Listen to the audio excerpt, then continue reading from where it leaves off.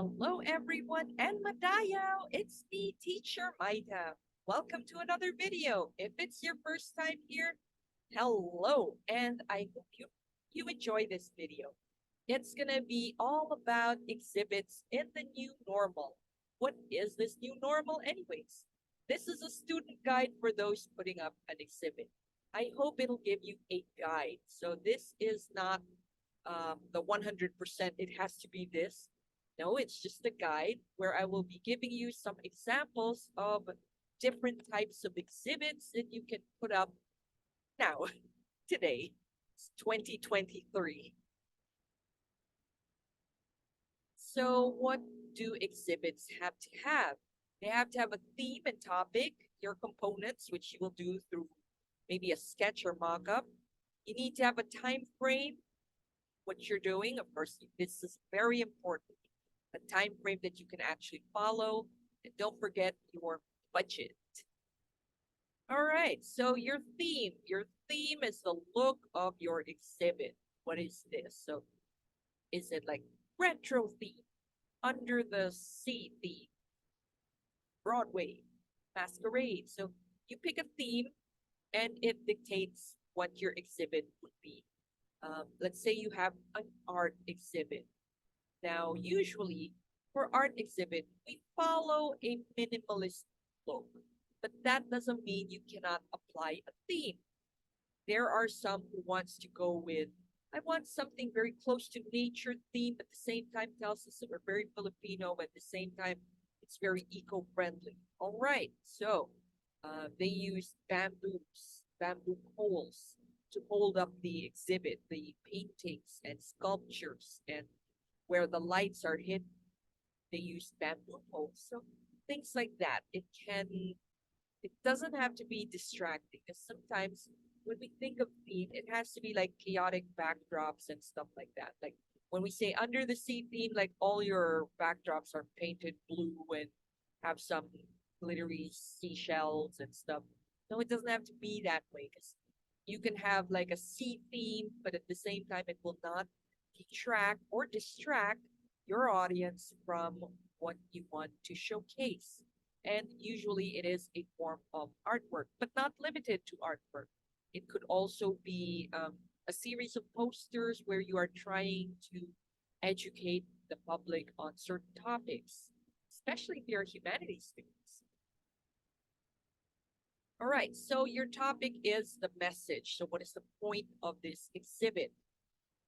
Is it animal cruelty awareness? So, are you doing exhibits about dogs, dog photography, dog fashion, or the awareness of animal cruelty? So, theme is a little different from your topic.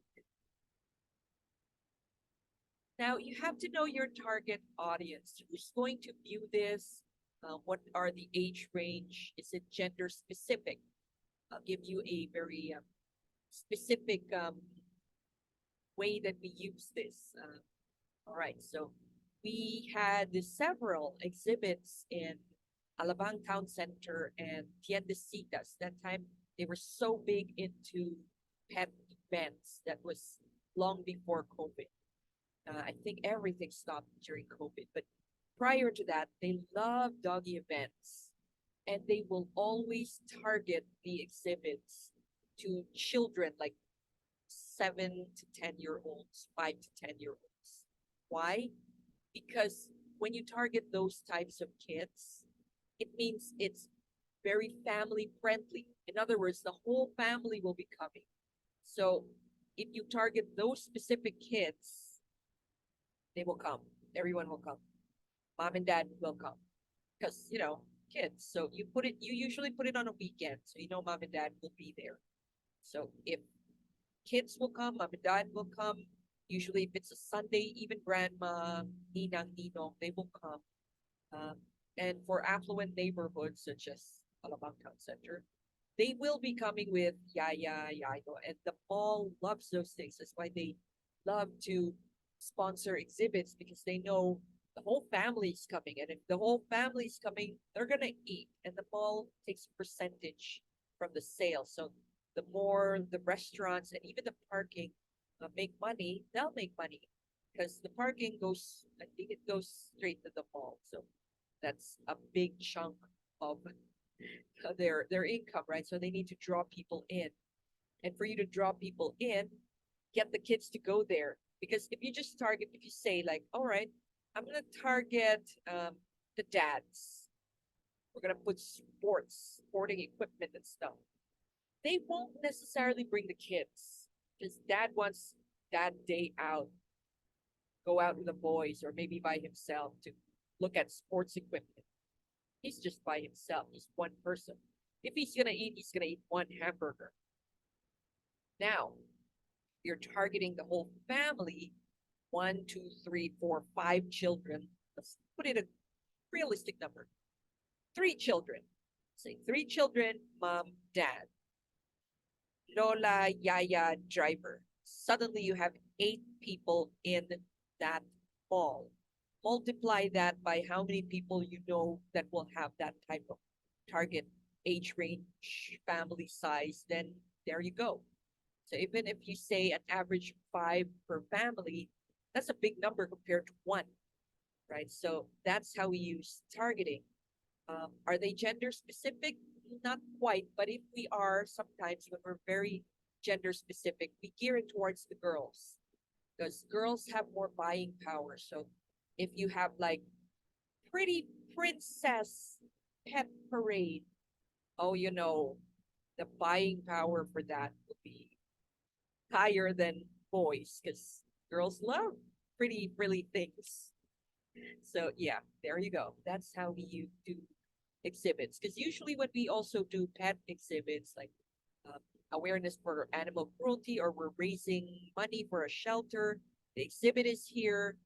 You can or can't buy the artwork, but on the side we have a bazaar where you can buy things in support of whatever we're doing this exhibit for. So where will your exhibit be placed? You also have to think about this because your target audience will also determine that.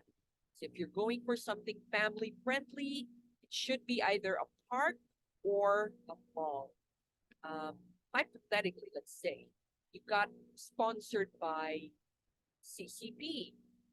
What kind of exhibit will you put there? So it should be something with a very high artistic merit. Um, if you got a bar, so you know it's not family friendly in a bar. In a restaurant, it could be family friendly in a restaurant, but note that in a restaurant you have a smaller venue. So you can either work with that or work around it. Um, there was once an exhibit in Intramuros that was great. I think Mr. Carlos Saldran was still alive that time. He was the one who put together that. I love this exhibit. I felt like more people should have seen it. Stay the whole day up until night because they told us, when we turn on the lights, you'd see something different, you'd see something there. So we're like, cool, count us in. We're gonna stay till the evening. So yeah, your venue will be dictated by your target audience, or your venue will dictate the target audience. So depends which one comes first. If your venue gets sponsored or your target audience will demand something. Okay, so if you put it in a school, in an auditorium, you'll know that it's family friendly as well. All right, now you're gonna make a mock-up or a sketch.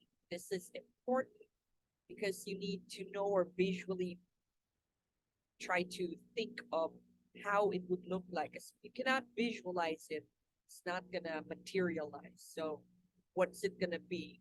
Are you gonna put panels? Are you gonna stick things in the wall? In the case of a mall, there is no panels or there is no wall to stick to. So you either have to create or borrow panels or maybe put them in easels or things like that. So I think that was in Tiendecita. Somebody lent us bamboo easels. All right, so you could use your sketching skills, and if you can't, don't worry.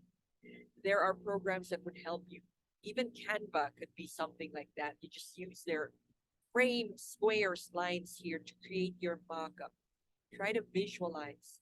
So I'll be giving examples here. You can even get already existing pictures of how you want this, like treat it as a peg, picture peg. So I want it to look like this. I want it to have this. So this is one of our inspiration from one of our exhibits. All right, so this is another one which I've superimposed some pictures from Canva because I'm just trying to recreate something or at least tell you guys like what if it's a student work that you're exhibiting? Could it look classy? It can. It can. Depends how you put it together, right? All right, so this is what I did for the school that I teach. I've used this for 2 years. It is a digital or virtual exhibit. So I got these virtual backgrounds, and when you go here, it's gonna like become a very long picture, and then of course there are links to go there, and well, it's virtual, but if we had an exhibit, it would look something like this. So that's what I'm telling myself. So these are my students' works. All right, so this is one of our actual exhibits in Davao City. So we had panels, although we ran out of panels, so we had to make do with plyboards, and we did the best that we can. And we even had lights, and we sold a lot of paintings. All right, so time frame. Usually you can go for a month or two of preparation before you execute it. So this is just more or less. Okay, so if you have more time for week 1 planning, that would be the best. Okay, so between your week 1 and your week 2, or between your week 2 and 3, you have more time there. I suggest you put more time here during the promotion of it all. And then when the exhibit date's near, buy all the materials. Your exhibit date could be a week, could be 2, up to you. And don't forget the after. After will be when you account how many paintings sold, how many artwork sold. Don't forget to send thank you to your volunteers and sponsors. So volunteers usually give them something like a gift. Sponsors, you send them a letter or a card, greeting card, expressing your thanks, of course. Yeah. Budget. This is quite a big budget, but I'm just giving you an idea, okay? It doesn't have to be specifically that. It could be like different types of exhibit. So, example, for printed materials, you have this 3,000 pesos. If you can print it yourself, so much the better. In most of my exhibit, I did that because I have a printer. Okay, so I can just buy ink, which is cheaper. You buy ink and then you print it yourself. Even in college, that's what I did. I volunteered my printer. We just bought ink and then we printed everything. So we bought nice paper from the bookstore, and then, yeah. Woodworks, if you're doing panel boards, if you're renting it or you're making it yourself, it will cost. So I think 15,000 is quite conservative, but it might cost more than that. In some exhibits, like in the mall, they will have a panel or two that they can lend you. Yay. But if they don't, you're going to have to try to make do. Like when we had in Tiendecitas, there was no panel boards there. Somebody lent us easels. So that was nice. Rental of sound system, flat screens, and things like that, it will cost. I think the minimum you can rent it out is 20. It's not that big a set, but for the usual one, it's around 35,000. So if the mall or school or wherever you're exhibiting can lend you that, you're good. That takes it out of your expenses. Lights will also be expensive. So what we did in some of our exhibits are we ran to the hardware store and bought pin lights ourselves. Because if you rent out the lights, it's expensive. So you're gonna have to research how much all of this will cost. Always have a communication budget. Your volunteers, give them 100 pesos each for load. For easy communication, tell them to subscribe to data. Okay, so give them that money a few days before the exhibit so you have like communication with them nonstop. Always have food budget because you need to feed your volunteers and you need to feed the people like the carpenters who will build this, people who will be staying in the venue to um, help you put things together. You have to at least feed them. Now, you also need to put together wages for your carpenter who's going to do the panel exhibit. So, like places where they lend us the panels, we didn't have to pay for the panels, but we needed to repaint some of the panels because they were dirty. We wanted like to paint it bright white. So, okay, they said, all right, we'll lend you some carpenters, but you're going to have to pay them overtime. All right, so you have to pay them overtime money and feed them as well. So I hope that gives you an idea. Now, when you're doing all of this, never forget the technical elements of theater and performing arts. I have a video separate for that, technical elements, that will guide you in how the look and feel of the exhibit will be. Lighting is very important. If you're going to be doing exhibits in a bar, you'll know it's a bit dark in a bar. Therefore, you're going to have pin lights to highlight what you're showcasing. Set is your venue. Sounds. Do you need the sounds? What type of sounds so that it's not, you know, annoying to the ears when people are viewing? You're having classical painting and then you have hip hop and stuff in the background. So, there's a disconnect. There might not be a character for the exhibit or props. It could be your your character is the main thing that you're exhibiting, and the prop are the easels, are the panel boards, are the frames that you're using for this. And of course, your use of technology. Your use of technology is everything. It's everything from your promotion side to everything that you're using during that exhibit. So do not discount technology, even if you think, but it's physical, it's a physical thing, physical exhibit. You're still going to be using that. Trust me on this. Alrighty, thank you for listening and see you in the next video. Don't forget to like and subscribe to my channel.